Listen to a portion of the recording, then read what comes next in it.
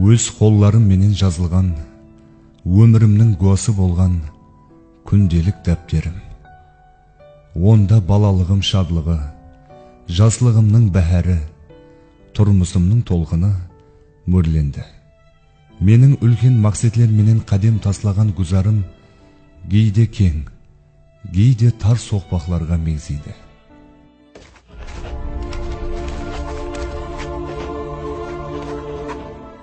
1969 жылдың 13 марты еді. Еліміз тұрмысындағы ең тәшвишлі уақия Беруни районындағы су тасқыны болды. Бұл менің 20 жыллық өміріме зиян келтірді.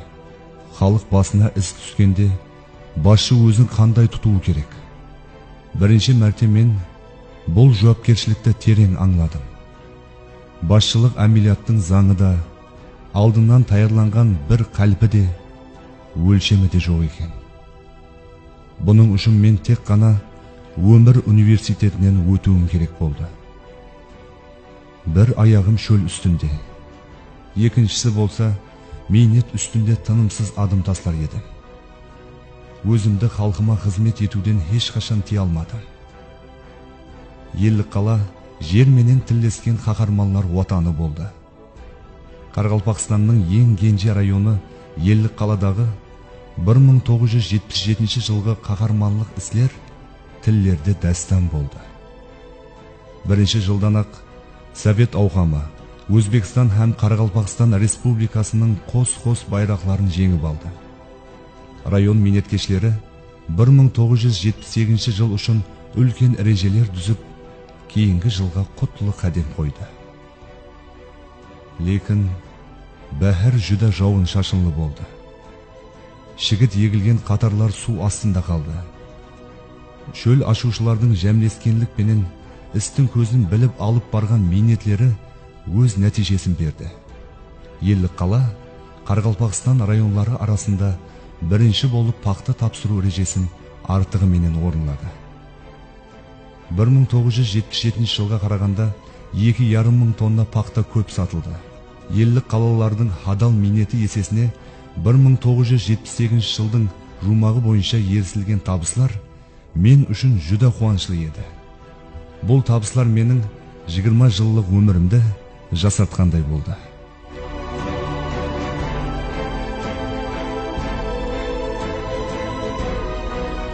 Күнделік дәптердегі бұл қатарлар Сахраның шөлінде шыныққан, ысығы көзге танылған, ісмі елге жайылған ел перзентлерінің бірі Алымбай Піримовтың еске түсірулері еді.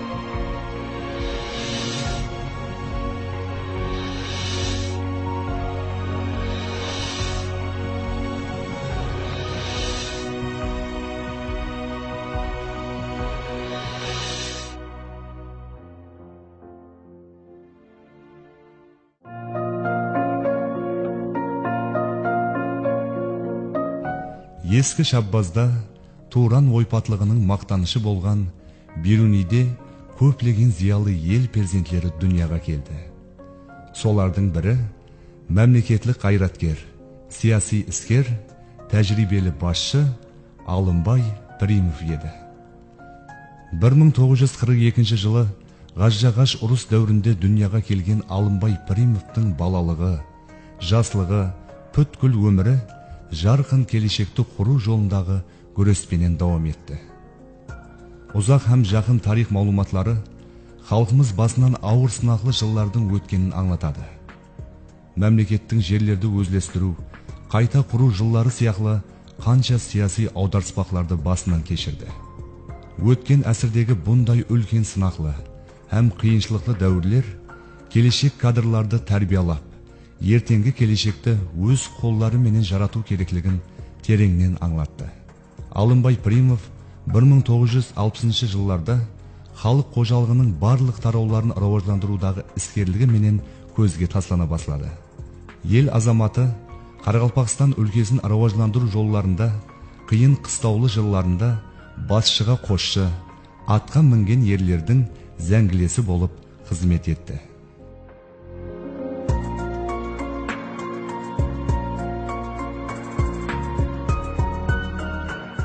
Халқымызда гап бар.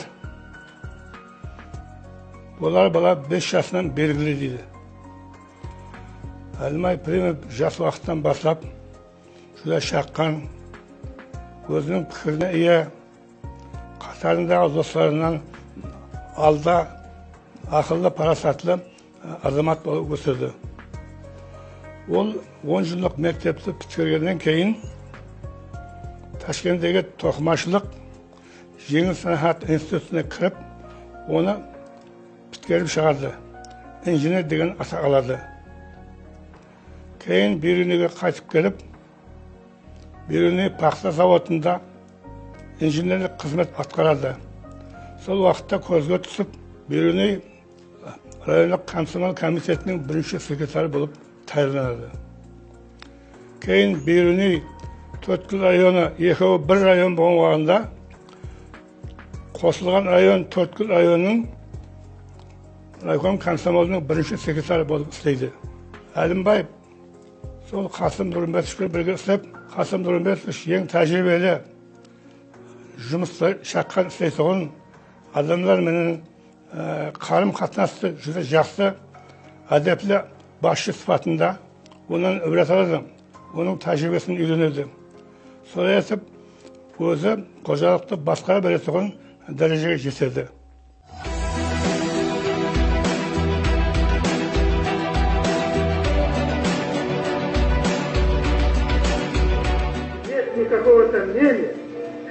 Құс қанаты менен пәруаз еткеніндей, Қарақалпақстан Республикасына шерек әсір давамында қызмет еткен ел ағасы Қаллыбек Камалов ғайратлы азаматлардың күш-жігеріне, біліміне таянар еді.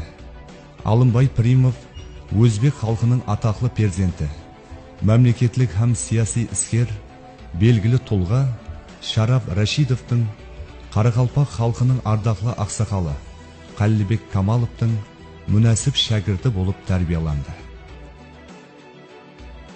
Ауыл қожалығын рауажландыру, әсіресе пақташылықты рауажландыру, саудагершілікті рауажландыру, мал шаруашылығын рауажландыру, бұларды техникамен тәмін ету, бұл сельхоз техниканың жұмысына байланысты.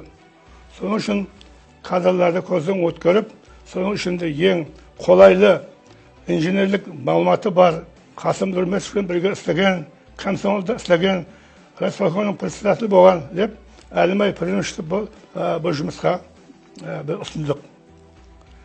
Бұл жұмыста Алымбай Примов жүзі жақсы қызмет қылды. Бірінші оның қылған жұмысы бізге 800 Алтайдағы Рубцовский деген трактор заводынан 800 пақытны трактор планастырып еді.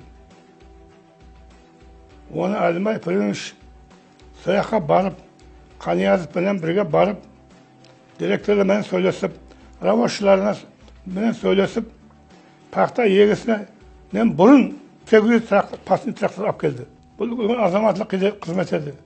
Біз Ережеп Айтманов екеуміз Шараф Рашидовке кіріп, мен бірінші секретар, ол председатель совет министрі.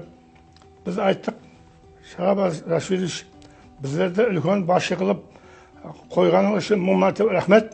Қарақалпақстанды көтеру үшін бірінші техникалық бізге жәрдем керек деп Шараф Рашидовтен өтініш қылдық. Шараф Рашидов бізді өтініш қабыл қылды. Сөйтіп Қарақалпақстанға 1000 пақытны трактор, 2000 пақтаның қатар арасын істейтұғын трактор, 100 экскаватор берді. Алымбай Примовтың істеген жұмысы пақта егісі бастырман дегенше 80% силицит алып келді. Совхозларда мастерская жоқ еді. Алымбай Примов заводларға барып 60-70 станоктың орнына 200 станок алып келді. Hamma sapkozlarda Alimbay'ın jardama natijasında ıstanaklar menen tamin qilib, masтерской to'lig'i bilan isqilib texnikalarni remont qilgan joylar tug'ildi. Mana shu ishlarni rivojlantirishga karmak zaparishni texnika ko'chaklarni maydalaydigan, uni zaparga qilib, par bilan yuvitib, mal 100% безотходный кормление. Son şulkamda istedi. Sonra ise Elmay Primov Qaraqalpaqstan'a minez singen injener degan atak aldı. Ekonomika ilmlerinin kandidası oldum. Qaraqalpaqstan'ın ulkan azamatı oldum.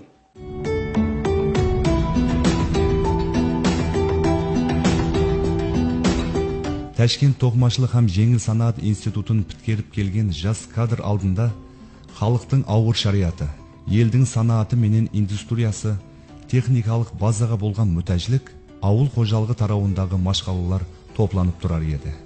Alimboy Primov o'zining dastlabki minnet yo'lin 1961-yilda Beruniy paxta tozalash zavodi injeneri, 1962-yilning 6-yanvaridan Beruniy rayoni Jaslar komitetining birinchi xatkeri, 1963-yilning 15-yanvaridan birlashtirilgan To'rtko'l rayoni ishlab chiqaruv boshqarmasi Jaslar komitetining birinchi xatkeri, 1964-yilning 25-yanvaridan Qoraqalpaqston avtonomiyali respublikasi Jaslar komiteti tarmoq xatkeri bo'lib ishladi.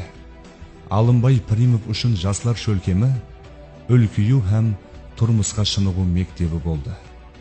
Ol keng qamrovli jaslarda izni yerda oldi.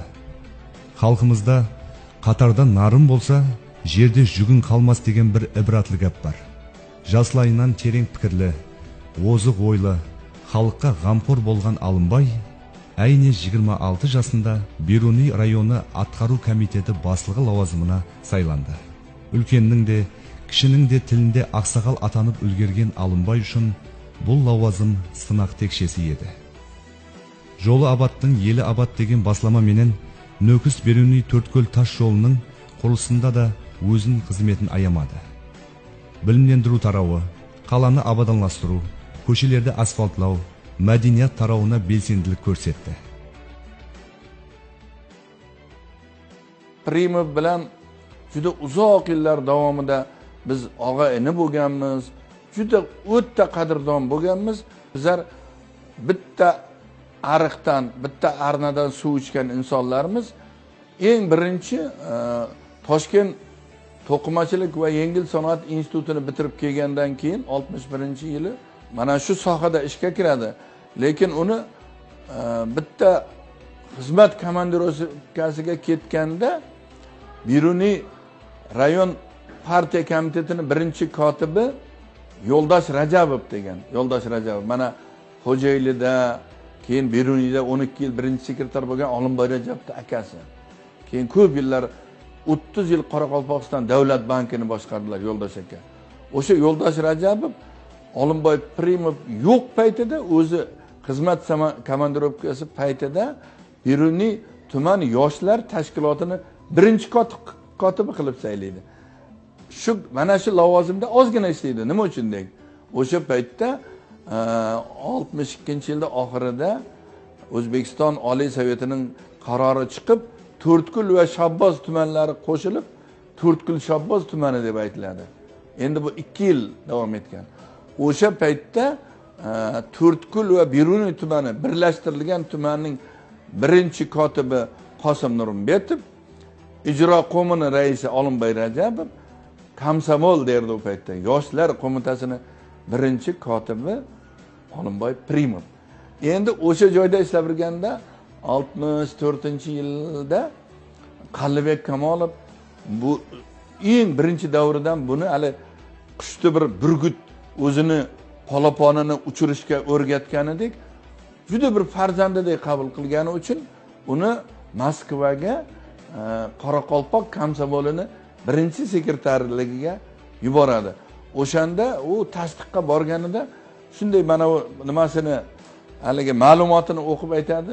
Biz sizni juda qattiq hurmat qilamiz, lekin iloji bo'lsa Qoraqalpoq millatidan bo'lsa edi birinchi kotib degandan keyin Qalibek Kamolovga telefon qilgandan keyin, qo'ng'iroq qilgandan keyin u kishi Qoraqalpog'iston yoshlari gazetasida ishlab yurgan Sultonmurod Qaniyozovni Moskvaga o'sha rahbariyatga yuboradi va o'sha joyda telefon qiladi. Olimboy, sen Sultonmurod birinchi kotib bo'lib kelsin, lekin sen samolyotda kelib tushganingda quruq tushmaysan. Men gaplashdim Moskva bilan ham Toshkent bilan. Qoraqalpog'iston yoshlar qo'mitasida biz agrar respublikamiz. Agrar masalalar bo'yicha kotiblik lavozimini nima qildim? Shunda ishlaysan dedi. Va shu yerdan ishlab 65-yil 7-yanvar kuni Beruniy tumani qaytadan tashkil topganda 25 yoshga endi qadam qo'ygan odam Beruniy tuman ijroiy qo'mitasining raisi lavozimiga tayinlanadi. Va o'shanda men Olimboy aka bir kulib bir gap aytib bergan. Menga bir nima keldi? Moskvadan bitta hali ma'lumotnoma, spravishnik kitobcha keldi. Unda SSSRda 2347 mi ijrokom raisi bor ekan. Shuni ichida 30 yoshlari bor ekan, 40 yoshli, 50 yoshli, lekin 25 yoshlisi men ekanman degan. 1968-yilning noyabr-dekabr, 1969-yilning yanvar-fevral oylarida yelda misli ko'rilmagan suv bo'ldi. Daryoda 4,5-5 metr suv bo'lib, muzning qalinligi 1 metrga yetdi. Amudaryo suvi jo'xoridan to'menga qaray yeritug'in dunyodagi ikkinchi daryo edi. 1968-yilning oxiri dekabr oyida Amudaryoning to'mengi bo'limida jasovchi xalq uchun sinovli davr bo'ldi. Tabiat hech kimga yesab bermaydi ekan. 1969-yilning 13-martidagi Amudaryoning suv tasqini Beruniy xalqin, so'ning menen birga boshchilarni da biroz albiratdi. Butkul bir qalani, rayonning ko'p bo'lagin suv o'z erimini tartib ketdi. Uy-joylar, korxonalar yer menen tenglashib, xalq qiyin жағдайga tushib qoldi.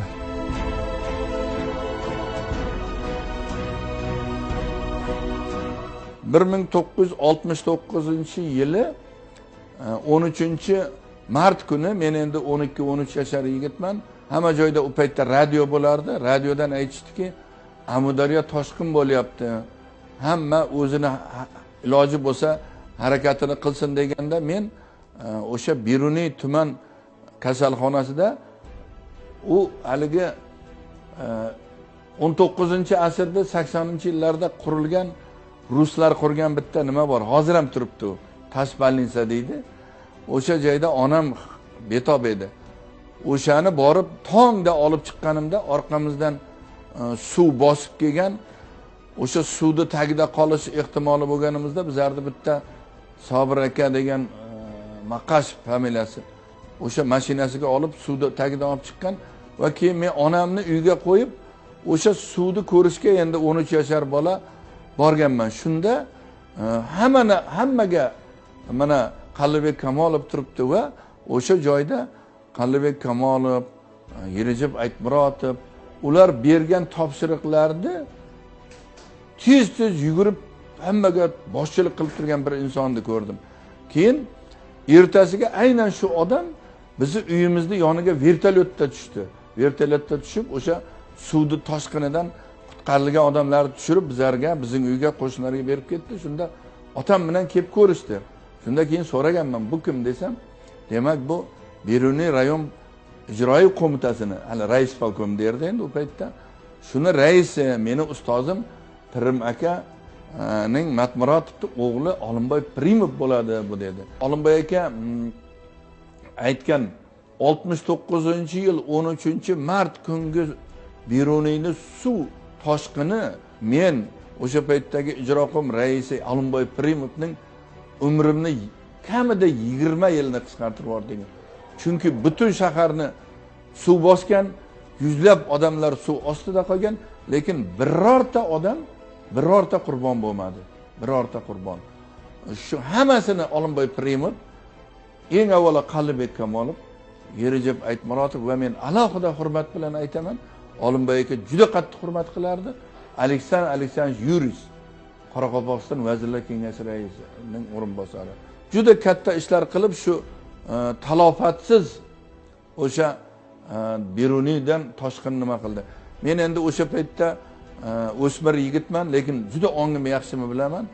Ertasiga Sharob Rashidov kelganda, "O, Sharob Rashidov kelibdi" deb ketidan yurganmiz 10-15 metrda. Mana shu Beruniyda bo'lgan 1969-yili bo'lgan juda og'ir suv toshqinidan o'nlab, yuzlab odamlar shuni talofatlarini tugatishdi. Va bunda eng ko'p ishni qilgan Olimboy Pirimov.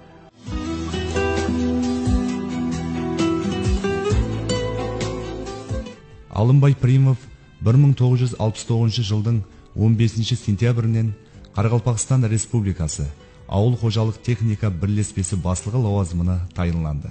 Бұл тарау республиканың қазаны болып, халық тұрмысының абадан болуы осы тараудың жұмыс өнімдарлығына байланысты еді.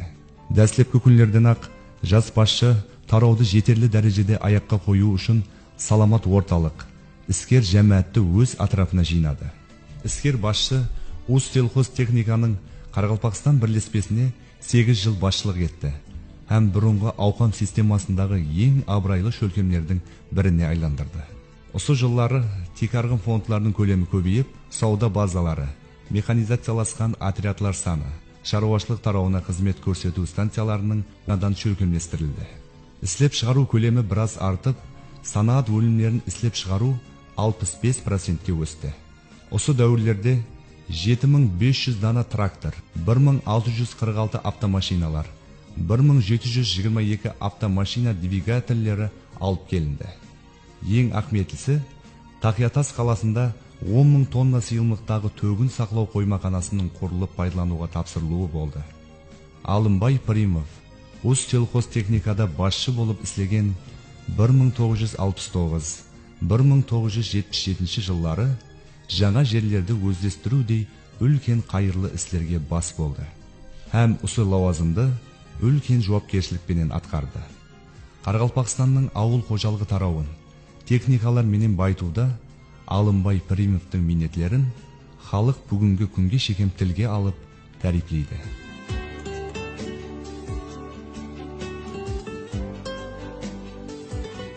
Алымбай Pirimov bilan biz ben kolxozda главный injener paytda 1971-72 yillardan u kishi Qoraqalpog'istonda selxoz texnikani boshliq edi. Shundan boshlab tanishdik. Juda shu vaqtdan juda hurmat bilan munosabat qiladigan edik. Qo'lidan ish keladigan ajoyib inson ekanligini biladigan edim shu paytda. 1977 yil mart oyining 21 chislosida 4 yil rayon partiya komitetidan xabar bo'ldi. Tezda Qalbek Kamolovning priyomuna borasiz degan. Ketdik. Shu yoqqa soat 4:00larda borsam, Qalbek Kamolovning kabinetida Olimboy Pirimov o'tirgan ekan.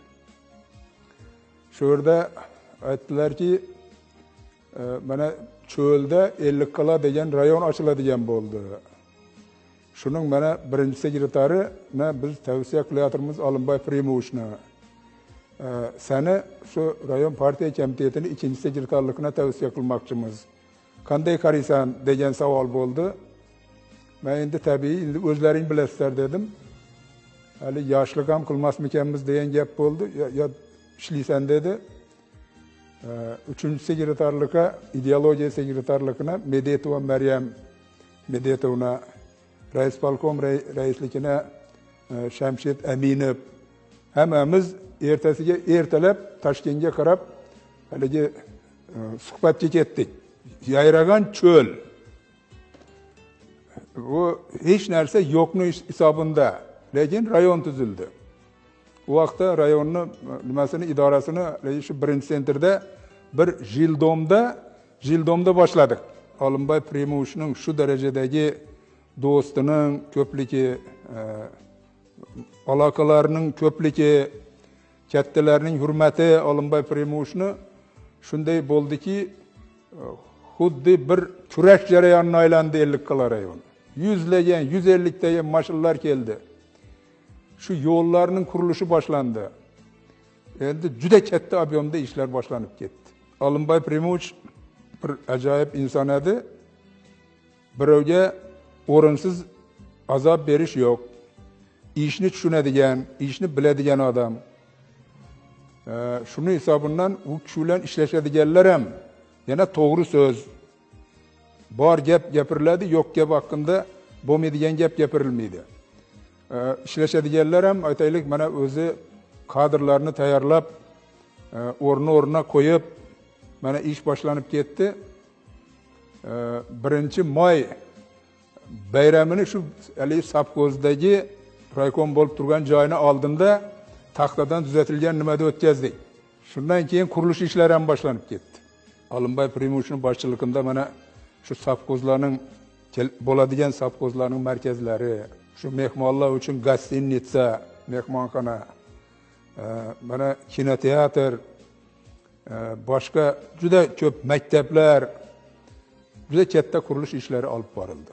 Men 1 yildan keyin Sapkozda direktor olib ketdim. Endi u paytda ham endi tabiiyki u yonida bo'lmagan bilan birga ishlashdik. Juda ko'p masalalarda maslahatlashib, mana shu oktyabrning 60 yilligi degan Sapkozni zo'r qilib rivojlantirish bo'yicha mana Olimboy Primovichning yordami bilan juda katta ishlarni amalga oshirdik. Shu yerda mana maktab qurdik. Hali bu o'rtalarda yo'q bo'lgan chorvachilik kompleksini qurdik. Olimboy Primovichning Moskvadagi tanishlaridan olib 6 gektarlik teplitsa qurdik shu vaqtda. Olimboy Primovichning ish faoliyatini agar baho beradigan bo'lsak, shu juda yuqori darajada bo'ldi.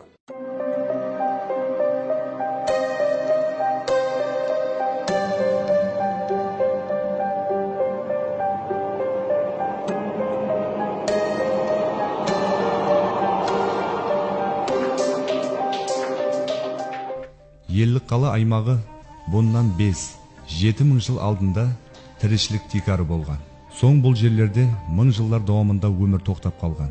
To'proq qala, Qabat qala, Narimjon qala, Guldursun, Qumboston, Turgut qala, Uy qala, Qirqiz qala, Ayaz qala ham Qizil qala siyaqli bir necha qala ham qo'rg'onlar makon bo'lgan.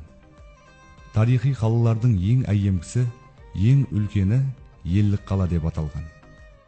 O'tgan asrning 70-yillarning boshlarına kelib, yelning tajribali boshchilari eski ham novqiron tarixiy ülkege qayta umr beruvdi, onu qayta tiklauga, abad etuvga o'zlarining e'tiborini qaratdi.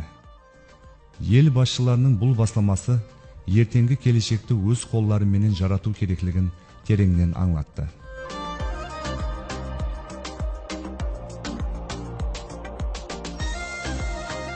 Birinchi shu Yellikqalani qanday ta'sir qilgan? Rayon ham yo'q edi, xo'jaliklar ham yo'q edi. Cho'l edi, cho'l.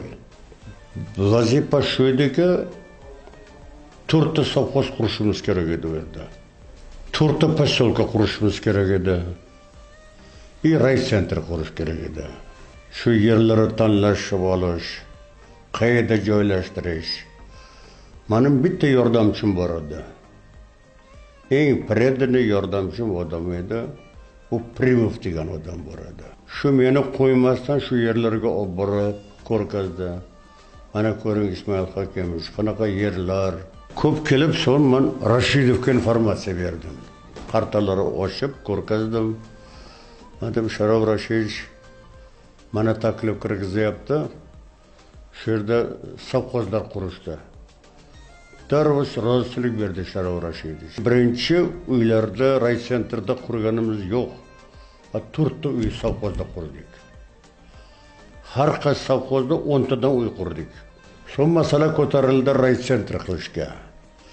4 ta sovxoz qurgandan keyin, yerlarni o'zlashtirgandan keyin masala ko'tarildi.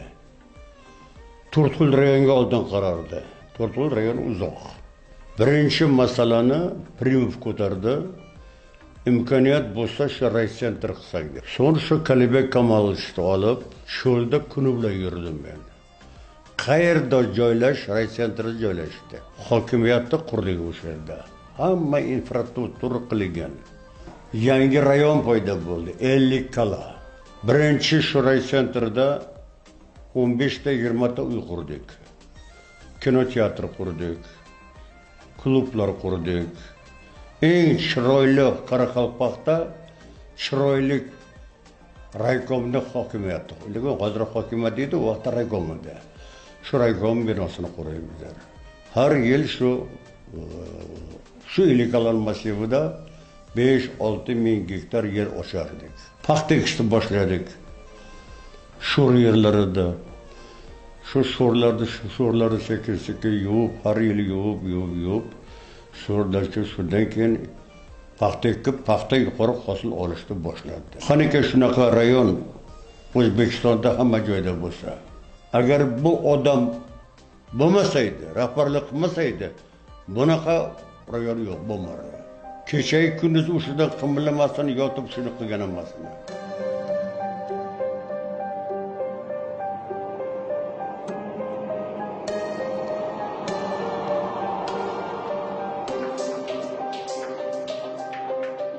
Biz Ellikqal'a massivini açtık. Ellikqal'a massivini açkandan keyin Şarap Raşit'te aparıp, Böğütelette aparıp, ko'rsatib, şu yerlerde ko'rsatib, Qoraqalpoq yok Vostoy degan kreş hükümleştirdik. Oğan Tolu Matkarimov degan başçı oldu. Sonra rayon açıldı. Rayon açılgandan keyin biz Alimay Primus'ta birinci sekreter ekonomik verdik. O bargandan keyin birinchi raykomning uzlaniyasi. Raykomning uzlaniyasi o partiya komissiyasining hisobidan emas, byudjet hisobidan o'zi qurib, ulkan Ellikqal'aning raykomi boshqa raykomlarga qaraganda anaqo'lim yaxshi. Alimay Primus'da shaxsini qurdi. 6 oylik ichida quloq zavod qurdi. Sitrus va mevalarda yeguzni boshladi. Sonuç için Alimay Primus juda yerga xalqqa yaqimli Qasım Nurmatovning shagirdi Nuqta kelib жұмыстарды үйренді. Bu Ellikqal'aga barib Ellikqal'ani rivojlantirdi. Qoraqalpog'iston Respublikasining eng obro'li xalqning egiligi uchun xizmat qilgan, avul xo'jaligini rivojlantirgan, yerga xalqqa xizmat qilgan dehqon xalqning aylig'in turmusini yaxshilashga qatnashgan texnika orqali azamat bo'lib hisoblanadi.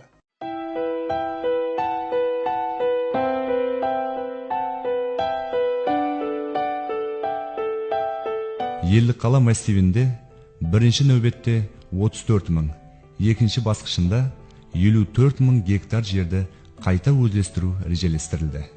Har bir qala atrofida juda o'nimdor yerlarning ko'p ekanligi tasdiqlandi. 1973 yili To'rtko'l ham Beruniy rayonlaridan 30 dan aslam qo'spa brigadalar sahraga kelib, dehqonchilik etdi. 1973 yillarning oxirlarına kelib, жаңа rayonda o'zlashtiruv maqsadida keng жұмыстар olib borildi.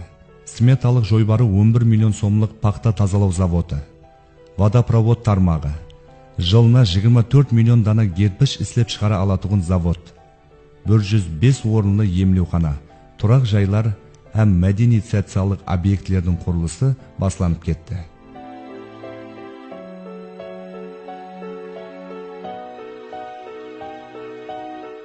Rayon bo'lgan vaqtimizda uy joylar yo'q, yo'llar yo'q, ko'priklar yo'q. Bir yerga borsang, bir 5 kilometr yerga bormoqchi bo'lsang, 10-15 kilometrga aylanib kelasan. Ana shu masalalarning hammasini hal qilishda Alimay Primusning xizmati juda katta bo'ldi. Qattiq zo'r harakat qildi. Shu Ellikqal'aning madaniyatini ko'tarish, Ellikqal'ada qurilish ishlarini yaxshilash, yerlarda mana shu dehqonchilikqa kiritib yerlerden foydalanishning sifatini yaxshilash bo'yicha texnika bilan juda ko'p ishlar bo'ldi so'ng. Haqiqatan ham texnikada ko'p keldi, ko'p texnika oldirildi. Buldozer deymizmi, skreper deymizmi, paxtni surum traktori deymizmi, chapiq traktori deymizmi? Texnikaning hisobidan Ellikqal'a qisqa vaqtda juda yaxshi gullab yuksalib ketdi. Qurilishlar ham ko'p bo'ldi. Qurilgan uy joylarga odamlar ko'pchilik bilan ko'p odamlar kelib boshladi. odamlarning o'zlari Ellikqal'aning shunday rivojlanib borganini ko'zi bilan ko'rgandan keyin o'zlari ham buni Bo'ston shahrina qiziqib kuchayib ketdi-da, uy-joy olib shu uy qurish, Bo'stonga ko'chib kelish masalasi ham qattiq shiddat bilan rivojlanib ketdi.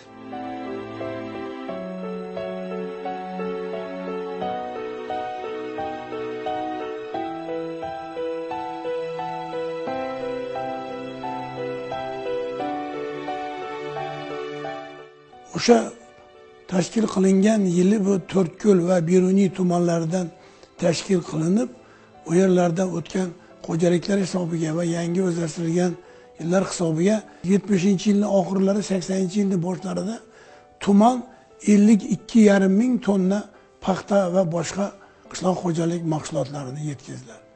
Oldingi rayonlar safidan joy oldi. Butun bir qattiq cho'l tepasida aytaylik Bo'ston degan shaharcha bunyod qilindi. Juda katta shaharga aylantirilib, juda ham sanoati, ham shaharning butun infratuzilmalari rivojlangan bir ko'rkam bir shaharga aylandi. Bu ishlarni qilinishida o'sha 1977-yildan 31-martdan boshlab rayon tashkil qilingandan boshlab hamma xalqimizning xizmati katta-yu, lekin Olimboy Primuchni hissasi beqiyos deb hisoblayman. Chunki bu hamma narsa oqilona boshchilikda, qo'yilayotgan taklifda, ham iqtisodiy rivojlanishda, ham qishloq xo'jaligini rivojlanishida, shu bilan bir qatorda sanoatni rivojlanishida, bu obodonlikni rivojlanishida va hokazo, demak, bu Olimboy Primuch juda katta ishlarga boshchilik qildilar. Kecha kunduz ishlaganlar, juda ko'p kadrlar yetishtirganlar. Yoshlarga bizaga bo'lgan e'tibor shu yerda ham aytishim kerakki, mana yoshlarga e'tiborni shunda sezganmiz. Men shu yerga borganda, yoshlar ittifoqiga ishga borganda 24 yoshda edim. U yerning rahbari bo'lib borganda. Shundan keyin cho'lda yoshlar ko'p ishlaydi bular deganday tavsiya bilan bo'lsa kerak, rahbariyat meni 27-28 yoshimga bo'lmasdan o'sha paytda rayonda ikkinchi rahbar lavozimiga tavsiya qilib xalqimiz shu paytida saylagan. Juda ko'tarinki ruhli, tashabbuskor, hazilomuz, bitta ruhlantirib yuboradigan odatlari bor edi, lekin o'ta prinsipial, ishchan, ishni talab qiladigan, o'sha davrga mos talablarga bizlarni hamma yoshlarni, rahbarlarni o'rgatar edilar. Fidoyi inson edilar. Shunday davrlar bo'lganki, meni rayonda ikkinchi kotib bo'lib ishlagan paytlarim rayon partiyasiga. Shu ertalab jo'natib, kechqurungi reysda Toshkentga borib, ishlarni bitirib keldi, bir kunga yuborib qilgan ishlari bor. Shu ishlarni qilib, bu yerda tegishli vazirliklar, tegishli tashkilot rahbarlari, respublika miqyosidagi katta respublika hukumatimizning rahbarlari bilan uchrashib, shu albatta bu masalalarda men shu o'zimning odamimni yuboraman deb hammasini telefonda aytib, boshqa qilib, shu masalani qoyilmaqom qilib bajarib kelishing kerak degan gaplarni aytadilar. Ayol qiz rahbar xodimlar, aytaylik tajribaga ega bo'lgan rahbar xodimlar, ustoz shogird maktablari, ana shularga ham ishbilarmonligiga ham katta e'tibor berardilar. Chunki o'zlari o'sha Beruniy, To'rtko'l rayonlarida o'sha respublikadagi rahbar lavozimiga borguncha ray ijro qo'm raislari, o'sha To'rtko'lda rayonlar qo'shilgan paytida yoshlar ittifoqining raislari bo'lib juda o'ziga yarasha tajriba orttirganlar. Eng yaxshi xislatlari o'ta mehribon, odamgarchilikli, mehmondo'st, do'stni ko'paytirish tarafdori bo'lib, do'stlariga e'tiborini qattiq qaratardilar.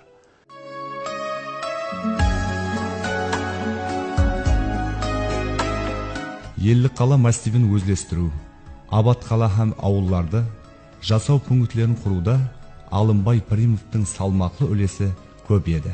1977 yılı şölkemlestirilgan жаңа rayonga tinib tinishmas, isvilermen sheber şölkemlestiruvchi Alınbay Pirimov birinchi boshchi, Ellikqal'a rayoni partiya komitetining birinchi xatkeri bo'lib saylandi. Alınbay Pirimov Qus ushda qanoti kuygan cho'lda go'zal qala ham posyolkalar quruga boshchilik etib, жаңа qalaning shirag'in жаңартуga erishdi.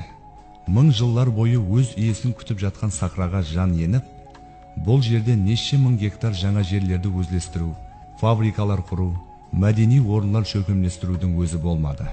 Шөл бауырын жібітіп, сахра жерін кеңейтуде Алынбай Piриmovтың минетлері хақиқи мақтауға лайық еді.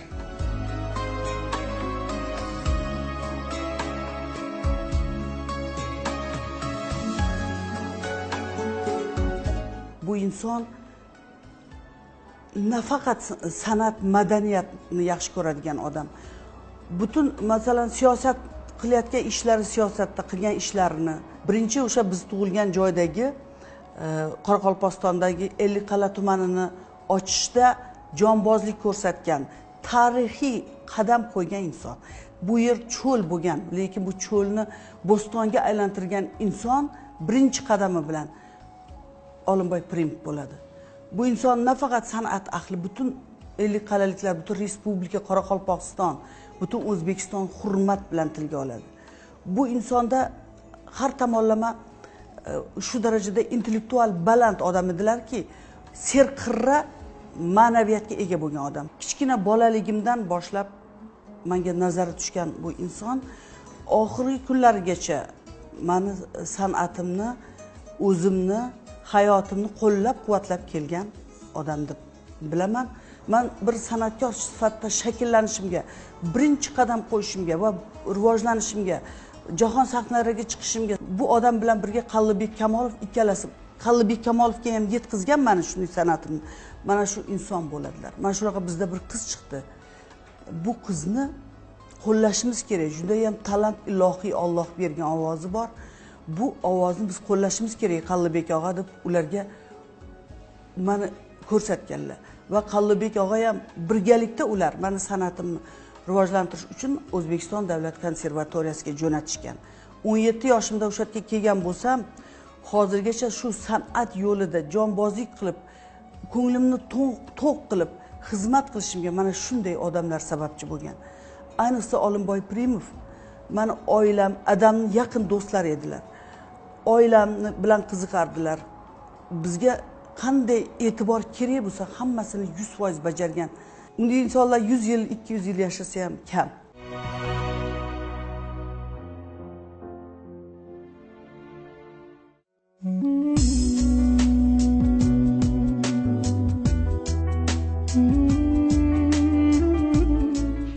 ...1984 yıl alg'ov-dalg'ovli yıl bo'lib keldi.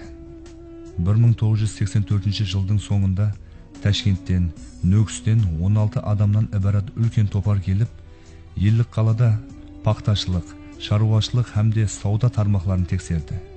Paxta isi deb atalgan siyosiy o'yinlar Qoraqalpog'istonda da jilanda iyirib oldi. Gidlian ham Ivanovlarning xalq basına salgan jala ham dokumentlari Alınbay Pirimovday isker kadrlarda da o'z iskenjesini aldı.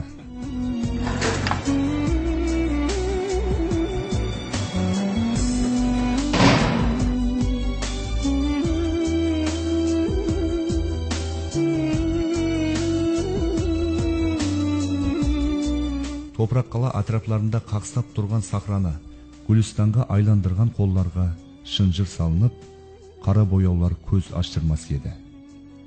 Бұл орынсыз айыплаулар qanchadan qancha kadrlarning belin biroz qayistirdi.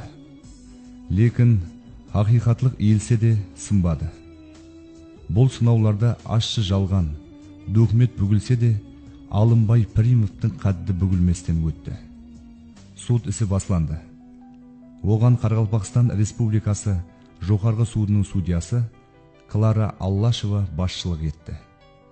Natijada haqiqat hukmlik etib, Gidlian ham Ivanovlar shengeline түскен minglagan O'zbekistonliklar qatorida Alınbay Pirimov da aqlandi.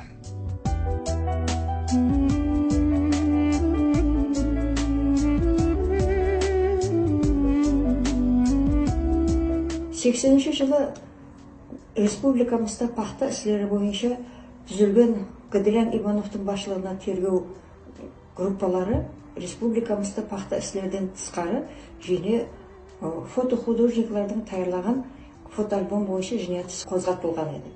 So'ning birinchi bo'lib Yeliqala rayoni boshchisi Alimboy Primovga qarshi mol-mulkni o'ta miqdorida talon-taroj qildi degan statya bilan ayblanib sudga berilgan edi. Сол yili birinchi bo'lib Qoraqalpog'iston Respublikasi Jo'xori sudining o'rinbosari Mirzoahmedov Rahmonovga bu ish qaralib, Primov Alimboyga 13 yildan erkin ayirish jazosi belgilangan edi. Biroq advokatlarning bergan kassatsiya arizasi bo'yicha bu hukm bekor bo'lib, qayta sudga berilgan edi. Qayta sudga ikkinchi marta mening boshlig'imda сол vaqtda Qoraqalpog'iston Respublikasi Jo'xori sudining a'zosi bo'lib ishlayotgan edim. Shu delani qaragan vaqtimda aniqlangan ma'lum bo'ldiki, bu Alimboy Primov Yeliqala rayoni boshchisi bo'lib ishlab yurib, Moskva qalasidan Richter Valentin Ivanovich degan foto hudojnikni chaqirib, uni men shartnoma tuzib, fotoalbom tayyorlagan edi. Shu fotoalbomlarda tayyorlagan vaqtida shartnoma asosida tayyorlagan сол vaqtdagi 13 ming ақша talon-taroj qildi deb ayblangan edi. Negizinde bu dela qaragan vaqtida asosiy bu foto hudojnikning жұмысларын baholov kerak edi.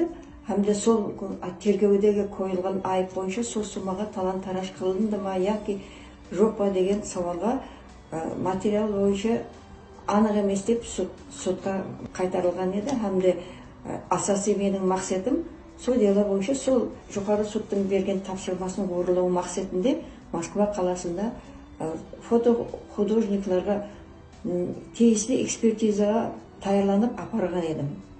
Sud majlisini davom qilgan vaqtimda ko'p ta'sirlar bo'ldi, ko'p so'zlar bo'ldi. Qo'rqmasdan buning jinoyat ishini davom etib,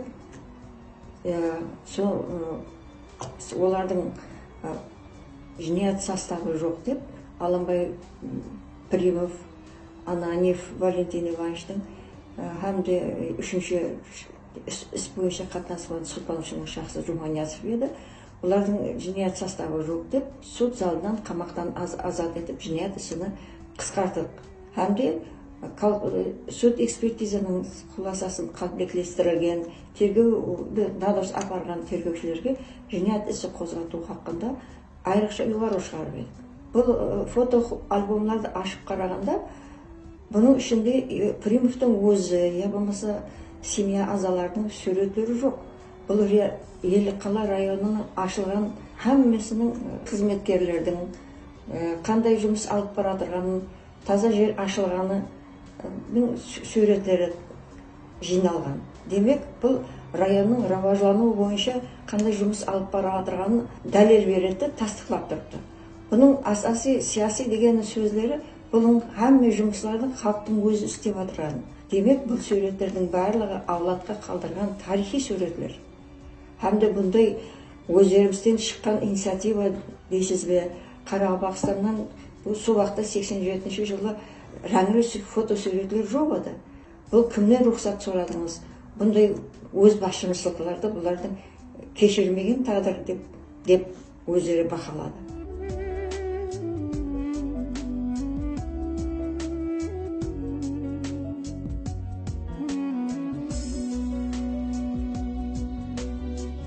Har bir inson bu dunyoda yashashdan maqsad o'zidan bir chuqur iz qoldirish kerak. Shunaqa ish qilish kerakki, shu uzoq yillar shu insonni odamlar eslab yursin. Mana hali shu kungacha Beruniy tumanida, Yeliqalada Primov bog'lari degan bog'larimiz bor. Ekib tashab ketavergan. Shunda hech qanaqa atrofida zaborlar qilishmasdi. O'tgan qaytgan shu mevasidan yeb bahramand bo'lsin degan maqsadda ekib insonlar yeb lazzatlansin degan ma'noda ekib ketaverar edilar. Keyin ular aytadilar, ko'prik qurgan inson jannatiy bo'ladi deb. Shu borgan joyida mana Beruniy sovxozda ishlaganlar, Yeliqalani qurganlar, Taqir qumlikka borib ko'chib borganmiz Nukusdan. Chiroyli shahar, mana Bo'ston desa Bo'stondek. Lekin shunaqa mehribon ota, mehribon yor bo'lib shunaqa aqlli rahbar bo'la turib birdan boshimizga shunaqa bir kulfat tushdi. Paxta ishi degan bahonada dadamni onamni qamashdi. Nima sabab, nima ish qilganlar deb men masalan o'zim borganman shu gidlanga. Yo'q deydi, sen deydi diplomat puli olib kel, shunda dadangni qo'yib yuboramiz deydi. Biz unaqa pul ko'rmaganmiz desak, yo'q deydi, hamma beryapti-ku, sen ham berasan deydi. Keyin yo'q bo'lsa yo'q, unda qamaladi, 15 yilga qamaladi, shu yoqda o'lib ketadi. Mana ko'z oldimizda Qasim Nurimbetov rostdan ham halok bo'lib turmadan olib kelgan murdasini. Shunga biz rosa siqilib, hammamiz qiynalib, shu 3 yil 8 oy qanaqa o'tganini bilmaymiz. Endi shunaqa ishlab, har doim haqqoniy bo'lishga harakat qilib, shunaqangi ishchan rahbarlarni boshlariga shunaqa kulfatlar tushdi o'sha paytlar. Shunaqa qiyinchilik davrlar ham o'tdi boshimizdan, lekin har tugul yuzlari yorug' bo'lib, oqlanib chiqdilar. Dadam juda ham xafa bo'lardi, mani deb bolalarimga soya tushmasin, ertaga bular qanaqa ishlaydi? Baribir ular zo'rlab, mana agar bo'yningizga olmasangiz shunaqa jinoyat qildim, pora berdim deb yozib bilan hammasini qamayman. Turmada chirib ketadi qizlaring, ayollaring deb qo'rqitishgan. Shundan saqlash uchun qo'l qo'yib berdim bolam deb aytgan. Bo'lmasa hamma farzandlari, mana nevaralarini harakat qildilar, shu hammasi o'qib, o'zi xohlagan kasbga egasi bo'lib, xalqqa yaxshi xizmat qilinglar deb doim o'g'it berardilar.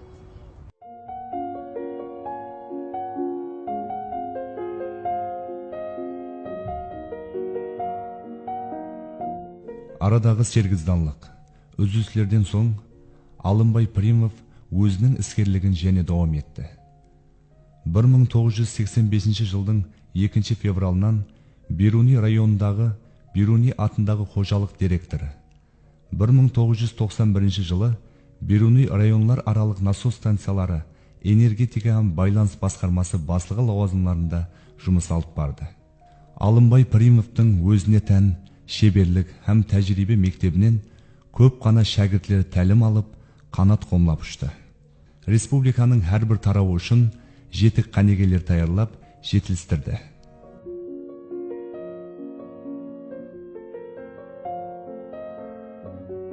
Bir 1981 yil oliygohni tugatib, shu qo'riq cho'lga o'zlashtirishga, shu yerga ishga keldim. Qurilish tashkilotida ish boshladim, keyin u kishi surishtirib, meni shu 1984-yil yoshlar tashkilotiga ishga taklif qildi. O'sha paytda shu bugungidek eslayman, shu hozirgi shu hokimiyat binosida uni kishini kabinetiga kirdim.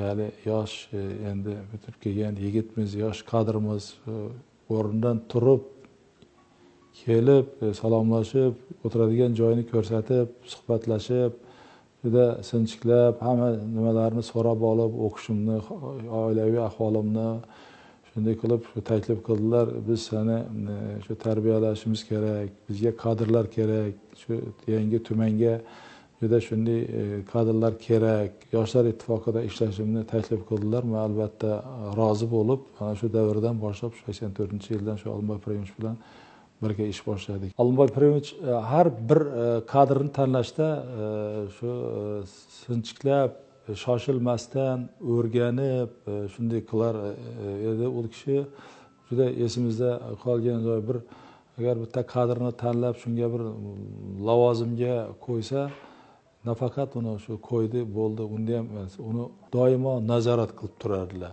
Nazorat ishini, agar qiynalgan joyi bo'lsa yo'naltirib, shu to'la-to'kis shu lavozimga kirishib olib ketguncha shu doimiy u kishi shunday nazoratda qilar edilar.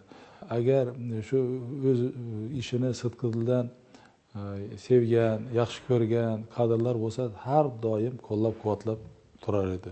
U kishini juda shogirdlari ko'p, o'zi ham shu tumanda ana shu darajaga yetishida albatta shu kadrlarni to'g'ri tanlaganligidan, shularga to'g'ri yo'nalish bergan, to'g'ri boshchilik qilganligini namunasi deb bilaman. Ustozimizni ko'rganimizni albatta hozir ish davomida men juda ko'p marta o'zim qo'llayman. Men hozir tuman tashkil bo'lgandan beri 6-rahbarman. 6-rahbar. Har bir shunday bir nimalar bo'lib qoladi, lahzalar men eshitmayman Olimboy Primovichtlarni shunday qanday yo'l tutganlarini menga juda eslatadi shu nimalarini shuni evaziga yana shu 45 yil davomida shuncha o'zgarishlar bo'ldi. Men hozir o'zimni ish faoliyatim davomida ko'p sohalarda shu kishini ish uslublari, shularni o'zlarini shunday qanday qarorga kelishlari mumkin degan shunday bir fikrlar bilan albatta men shuni shogirdi sifatida bu kishini shu tajribalarini hozir ham qo'llayman shularni. Tumanimizni tashkil bo'lishi, shu darajaga yetishi u kishi bilan juda katta bog'liq. Shuning uchun ham Olimboy Primovich deganda darrov hamma o'zi boshqacha qabul qilib, bir shu kishini hurmati, o'zini mehnati hammasi joyiga qo'ygan holda esanadi. Chunki har bir shu 50 qalachini ko'nglida chuqur iz qoldirgan bir inson, ulug' ustoz hisoblanadi.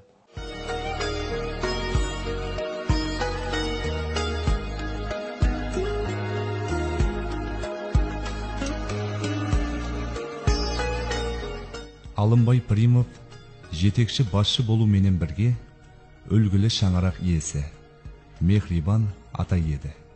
Өмірлік жолдасы Хатижа Камалова менен 5 перзентті тәрбиялап Камалға келтірді. Экономика ilmlerining кандидаты, ilmiy darajasine ерісті. Қарақалпақстанда қызмет көрсеткен инженер, Өзбекстан су қожалығы ағласы сияқлы мемлекеттік сыйлықтарға да мүнәсіп болды.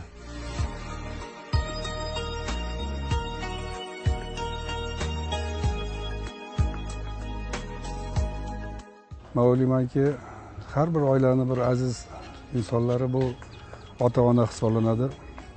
Shu bizani rahmatli endi bizda aka deymiz, akamiz shu Ellikqal'a tumanida birinchilar qatorida o'sha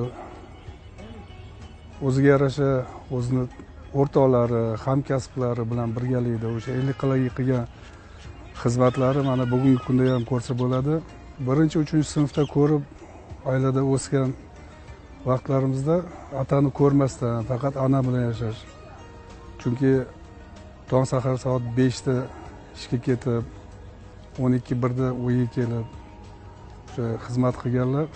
Shunda haftada bir akamiz bilan uchrashib, maslahat so'rab, tarbiyasini olganda ko'p narsadan biz shunda e'tibor qilib olganmiz. Farzandlarning kitobga qiziqishini juda ham xohlardi. Shunga bo'lgan e'tiborni qattiq qaratadi. Chunki kitob o'qigan odam oliy ma'lumotli bo'lishi, hayotda o'zing o'qituvchi bo'lasizmi, mutaxassis qanday mutaxassis bo'lishidan qat'iy nazar har bir mutaxassisning eng oliy daraja mutaxassis bo'lishing kerak degan hayotdagi narsalarni ko'rsatib ketadi. Bizlarda ko'p vaqtda shu o'qishga bo'lgan talablarni masalan hech esimizdan chiqmaydi. Rahmatli mendan katta akam bor edi. Shu kitob o'qish bo'yicha kim birinchi kitobni o'qib bo'lishi vaqt bo'yicha yarim soatmi 10 minut ichida akam bilan rahmatli mendan katta akam kitobni olib 15 minut ichida o'qib bo'lish kerak edi. Keyin har bir varaqdan nechinchi qatorida qanday so'z yozilganini yoddan aytib berish kerak edi. Shunday bir musobaqalar qilyotdi. Endi onam bizlardan bir umr endi ko'zlaringizning oldiga keltirib ko'ringlar, u vaqtda kafe bo'lmagan, bir restoran bo'lmagan, boshqa stolovoy bo'lmagan. Shu quruvchilarning injeneridan tortib hammasini ovqatni uyda pishiradi bizlardan. Shu hech esimizdan chiqmaydi, bizlar uy odamsiz bo'lmagan. Har kuni bir 50 odam, 100 odamga ovqat tayyorlanadi. Shu oilada ko'z tegmasin, shu tarbiyalarning asosida har bir farzandi o'zine yarasha o'zining mutaxassisining egasi.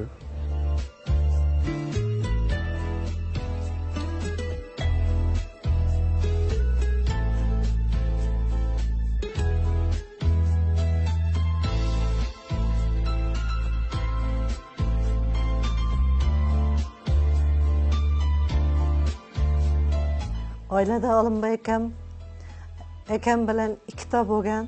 Men akasining qizlari bo'laman Saparov akang. Olimboy akam ikkalasi juda ham inoq bo'lgan.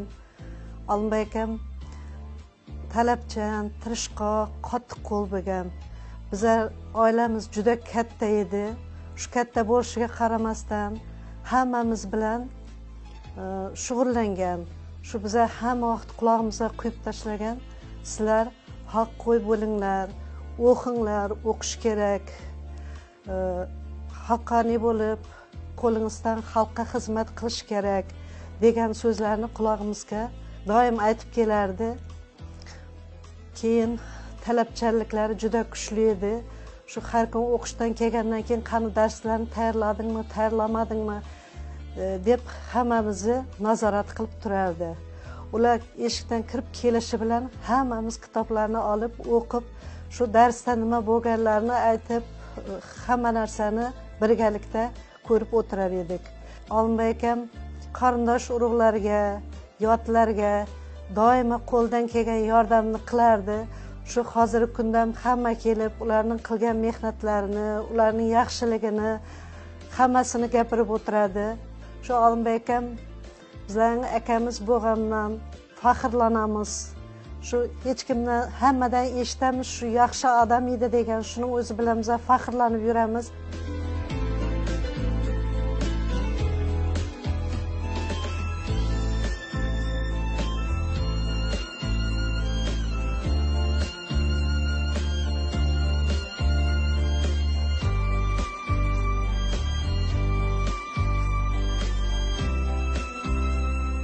Illiqqala men uchun bu yoshligimning eng esda qolarli payti. Men Illiqqala ochilganda 1-sinfga borganman, 70-yil. Esimda qolgan narsa bir uy, uning ichida bolalar ham ko'p ishchilarning ish ishlagani.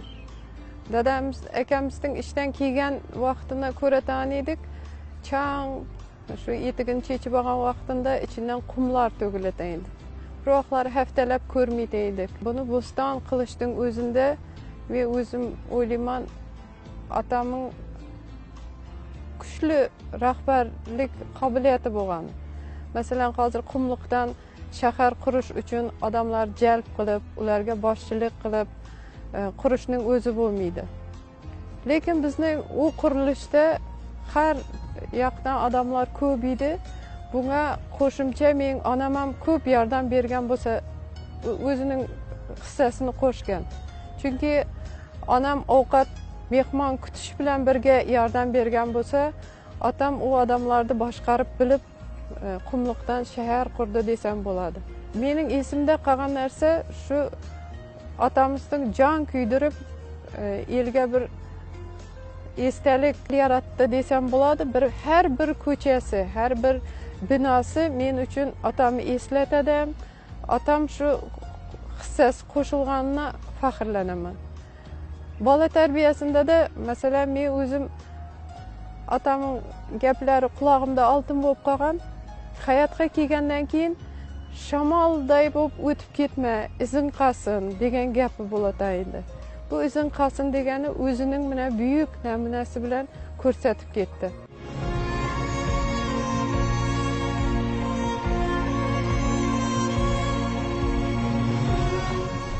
Isker kelsa yelinge, o'rnin ko'rsat izletli deganindek, Olimboy Pirimovning umri tering mazmunga ega bo'ldi. Alысqa qo'li yetib, yaqinga so'zi o'tib, o'z davrini 40 yildan aslam xizmat etdi. Altın topraqqa jemisli minnet yetib, belgili tulg'alarning qatarında elga tanıldı. Qoraqalpaqiston Respublikasының жақсы natijalar менен alga o'sugunde, elдің ауыр жүгін qo'llasuдағы pidaylығы tengsiz bo'ldi. Оның turmusdan tүйгенлері, өмірден көргенлері, келешек үшін өмір мектебі, тәжірибе сабағы болды. Olimboy Pirimovning xalq egiligi жолындағы машақатлы һәм мақтанышлы өмірі жас әулет үшін әбірат болып қала береді.